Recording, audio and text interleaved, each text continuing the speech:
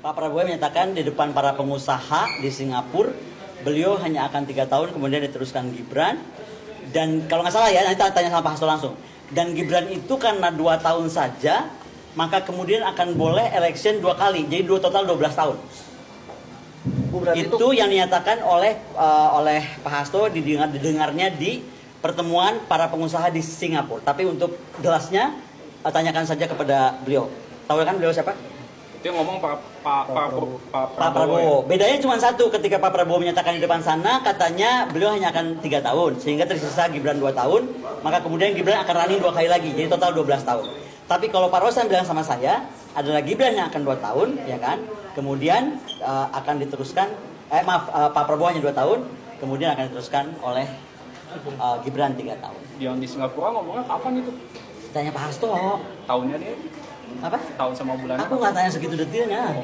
Jadi maksud aku tuh waktu aku ngomong kayak gitu tuh orang jadi tahu nggak mungkin gue bohong lah. Gue nggak pernah bohong. Jadi kalau ada yang bilang bukan itu tukang fitnah, halo kemana aja lu? Kalau tukang fitnah gue nggak mungkin ngajar di mana.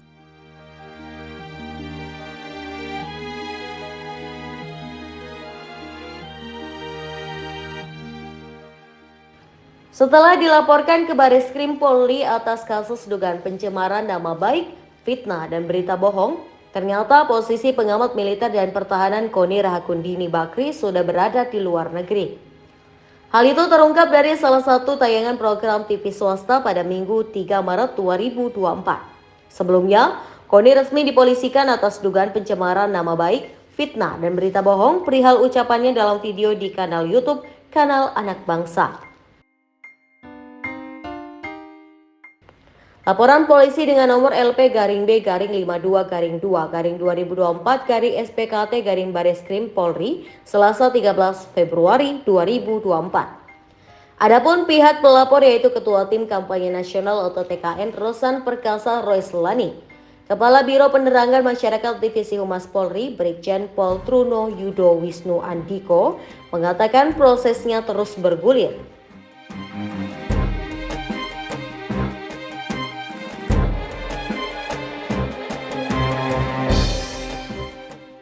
Pihak penyidik memastikan terus memproses laporan tersebut. Meski begitu, mantan Kabid Humas Polda Metro Jaya ini tidak membeberkan jumlah saksi yang sudah diperiksa. Koni Rahakundini beberapa kali terlibat friksi dengan kubu Prabowo Subianto, salah satunya mengenai kenaikan pangkat Prabowo. Berikut isi surat pernyataan Koni Rahakundini. Selamat pagi semuanya dan kawan-kawan pers yang bertanya dan baru sempat saya jawab karena keberadaan dan tugas mengajar saya di UK. Terkait berita tentang kenaikan pangkat Pak Prabowo oleh Republik Indonesia 1. Izin saya jawab di sini. Pertama-tama saya ingin memberikan selamat pada Jenderal TNI Purn Prabowo Subianto atas kenaikan pangkatnya. Kedua, setahu saya Undang-Undang 34/2004 belum pernah dirubah atau diperbarui, di mana undang-undang tersebut menyatakan tidak ada kenaikan pangkat untuk purnawirawan. 2. Juga setahu saya belum ada perubahan atau pembaruan pada Undang-Undang Nomor 20/2009 di mana di dalamnya dinyatakan kenaikan pangkat kehormatan hanya dapat diberikan kepada prajurit dan perwira aktif.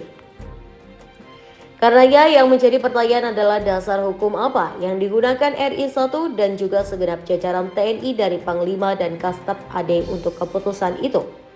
Karena per saat ini yang saya belum temukan apakah dalam beberapa hari kemarin ada semacam rapat estafet Dewan di atas Wanjakti yang diciptakan RI 1, khusus seperti saat pasal dalam MK hendak disulap, khusus bagi Gibran, sehingga Wanjakti itu mengizinkan Panglima dan Kastaf untuk melanggar undang-undang di atas. Perlu dicatat, Wanjakti hanya berlaku untuk pergerakan pangkat perwira aktif. Jadi yang kita harus pertanyakan adalah dasar dari keputusan RI 1 yang hanya beliau sendiri yang bisa menjawabnya. Demikian disampaikan. Salam, Dr. Koni Rahakundini Bakri, London, UK 28 Februari 2024 pukul 11.12 AM. Selain itu, Koni juga mengungkapkan tentang masa jabatan Prabowo yang berakhir dengan kematian akibat diracun. Koni Rahakundini Bakri menyatakan Prabowo Subianto hanya akan menjabat sebagai presiden selama 2 atau 3 tahun apabila terpilih dalam pemilihan umum atau pemilu 2024. Koni menyatakan informasi mengenai Prabowo hanya akan menjabat selama 2 tahun didapat dari Rosan Royslani yang merupakan Ketua Tim Kampanye Nasional TKN Prabowo Gibran Raka Buming Raka. Selain itu, ia juga mendapatkan informasi dari Sekretaris Jenderal atau Sekjen PDIP Hasto Kristianto bahwa Prabowo hanya akan menjabat sebagai presiden selama 3 tahun. Berdasarkan informasi yang disampaikan, Koni menyebut nantinya Prabowo akan digantikan oleh Gibran hingga masa jabatannya berakhir. Lantaran baru menjabat 2 tahun, Gibran kemudian boleh mencalonkan kembali dalam 2 pilpres selanjutnya. Artinya, ketika skenario itu berjalan, Gibran akan menjadi presiden selama 12 tahun. Menurut Koni, pernyataan itu didengar oleh Hasto saat Prabowo bertemu dengan para pengusaha di Singapura, namun ia tak menyebut waktu tepat pertemuan itu dilakukan. Ia meyakini pernyataan itu diucapkan langsung oleh Prabowo. Bedanya ketika itu Prabowo menyatakan hanya akan 3 tahun menjadi presiden. Sementara itu, Rosan menyatakan Prabowo hanya akan 2 tahun menjadi presiden. Sebelumnya, Ketua Tim Kampanye Nasional TKN Prabowo Gibran Rosan Roslani membantah pernyataan Koni Rahakundini Bakri yang menyeret namanya soal lama masa jabat Prabowo Subianto, di mana disebutkan Prabowo hanya akan menjabat selama 2 tahun dan sisanya akan dijabat Gibran Raka Buming Raka.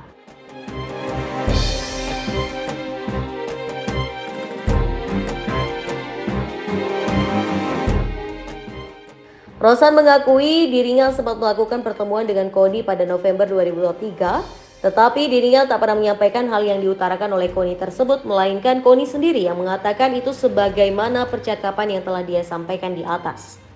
Rosan mengatakan Koni adalah pihak yang meminta pertemuan tersebut. Pakar militer dan pertahanan itu menyatakan berniat bergabung dengan Prabowo Gibran. Ketika itu, Koni meminta jabatan sebagai Wakil Menteri Luar Negeri ataupun Wakil Menteri Pertahanan jika menyatakan dukungan. Dalam kesempatan itu, Rosan mengatakan tidak bertemu 4 mata dengan Koni, melainkan terdapat 2 orang lainnya yang berada di lokasi, keduanya yakni pihak dari Koni dan Ketua Tim Media Prabowo. Yang tadi PT TMI dibantah itu, yang kemudian jenderalnya dipecat itu, yang kemudian kantornya tidak diakui itu, yang kemudian saya dibilang bohong itu, ini surat Menhan. Itu logonya bukan logo Gerindra, Kementerian Pertahanan ya. Di situ dinyatakan bahwa beliau membuat yayasan. Dari yayasan itu kemudian dibuat PT, namanya PT Teknologi Militer Indonesia. The purpose of PT TNI, ya kan, itu adalah expedite, implement and accelerate. Acquisition, pengadaan. Nah, kemudian paling bawah, the present executive of this company are appointed directly by me. Jadi tadi jenderal-jenderal tadi itu, ya kan? And today, the chairman of PT TMI is Mayor General Glenny Kairupan, and the president of the CEO is Engineer Harsus Santo. I remain Prabowo Subianto. Terus saya masih mau dibilang PT TMI-nya nggak ada. Si jenderal ini mengundang saya datang, yang kemudian dibantah oleh Kemhan nggak ada PT itu. Cuma saya udah mulai aneh nih, kok gedungnya busuk banget ya gitu. Kok ngurusin 1.760 triliun, rumputnya udah liar begini. Kok sign edge-nya dari kertas, saya foto. Beliau marah kan, kenapa foto-foto? Ya ini aja lucu kok tandanya pakai kertas gitu. Aduh, Mbak Koni jangan pernah bilang kita pernah ketemu. Kenapa saya jadi disuruh bohong? Jadi ini PT baru ya? Baru banget, orang kantornya masih sepi, masih masih bunga belum ada gitu. Kita pendekin aja ceritanya Bu, nggak usah basa-basi, kita orangnya direct. Ibu Koni mau dibayar berapa atau mau dapat proyek apa dari Kemhan? Saya bilang, kamu nggak kenal saya. Silahkan cek deh, mungkin yang lain bisa digituin. Saya nggak bisa digituin. Buat saya tuh integritas itu adalah sekarang masalah yang paling kita nggak punya. Siapa sebenarnya Koni Bakri ini yang menjelang pencoblosan menyerang Prabowo dan Pak Jokowi? Koni adalah sang petualang, broker, alutsista, seks, dan perceraian. Nama Bakri di belakangnya itu tidak ada hubungannya dengan keluarga Bakri konglomerat pribumi yang bergerak dalam grup Bakri and Brother.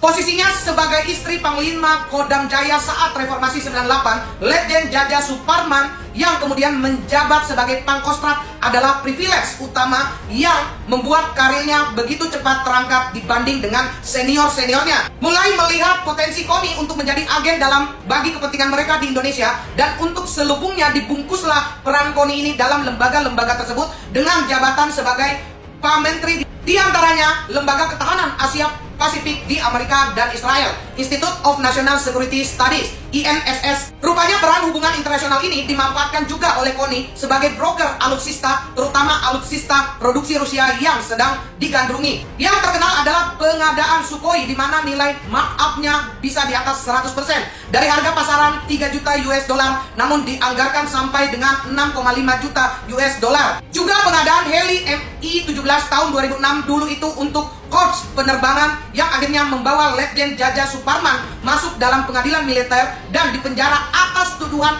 korupsi dan markup. Kondisi ini juga diduga penyebab utama dari perceraian KONI dan Jaja Suparman.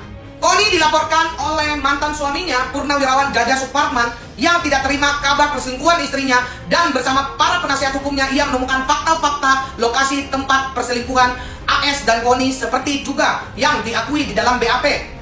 Nampaknya apa yang dilakukan KONI bukan sekedar rasa suka sama suka semata, namun bagian dari gratifikasi seks mengingat posisi jabatan AS pada saat itu, dan sebaliknya syarat dari KONI untuk memuluskan karir AS seperti juga yang tersurat dalam berita acara yang beredar. Namun harus diakui peran KONI sebagai wanita yang luas dalam pergaulan internasional termasuk faktor penting dalam permainan pengadaan alutsista di tubuh TNI, dan ia menikmati masa kejayaannya pada era Menhan Wiranto.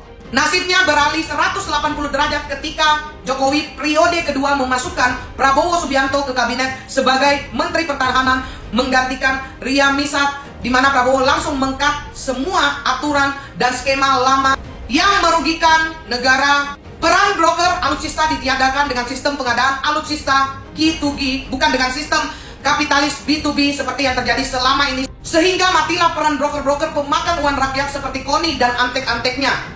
Salam dari TKN Koprabu. Yang suka video saya silahkan follow dan tinggalkan komentar.